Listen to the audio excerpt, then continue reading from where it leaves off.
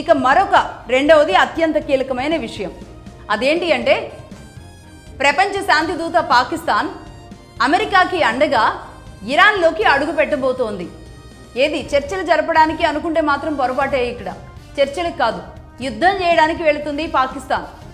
America తరపున Iran మీద యుద్ధం చేయడానికి పాకిస్తాన్ సైన్యాన్ని 15,000 మంది ఆర్మీని పంపించడానికి ఒప్పందం చేసుకుంది పాకిస్తాన్.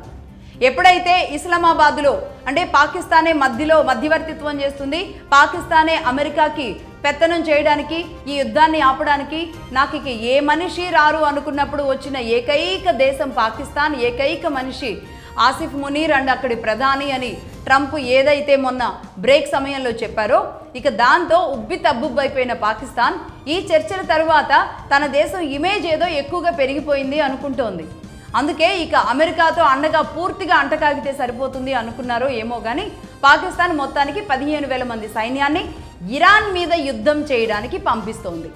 అంటే షియా అక్కడ ఆల్రెడీ పాకిస్తాన్లో జరిగే గొడవలేంటి, షియా ముస్లిం కన్ఫ్లిక్ట్స్ అనేవి ఏ స్థాయిలో ఉన్నాయి, పాకిస్తాన్ ఏ క్షణమైనా సరే అక్కడ రెజిమ్ చేంజ్ అవ్వచ్చు అని మనం పాకిస్తాన్ ఎపిసోడ్లో చెప్పడం జరిగింది.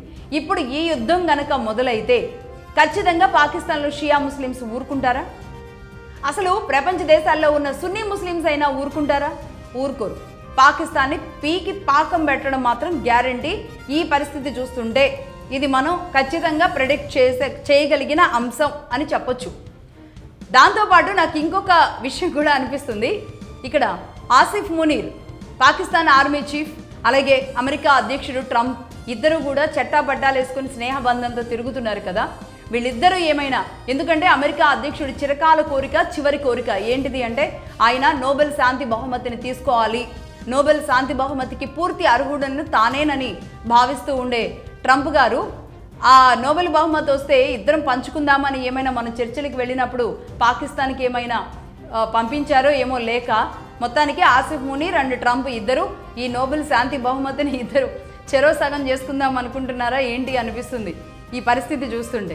లేకపోతే అమెరికాకి పాకిస్తాన్ అండగా, అది కూడా ఒక రకంగా షియా ముస్లింల దేశం మీదకి యుద్ధానికి వెళితే పాకిస్తాన్ ఉనికి ఉంటుందా? ఏమో రేపు ఏం జరుగుతుందో. భారత్ని ఎప్పుడు లేకుండా చేద్దాం, ప్రపంచ పటంలో లేకుండా చేయడానికి భారత్ మీద ఎప్పుడు కాలుదువే పాకిస్తాన్, మరి తాను ప్రపంచ పటంలో ఉంటుందో లేదో.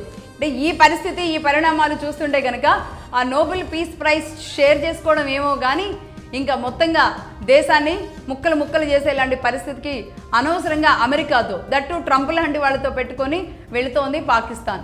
ఏం జరుగుతుందో చూద్దాం.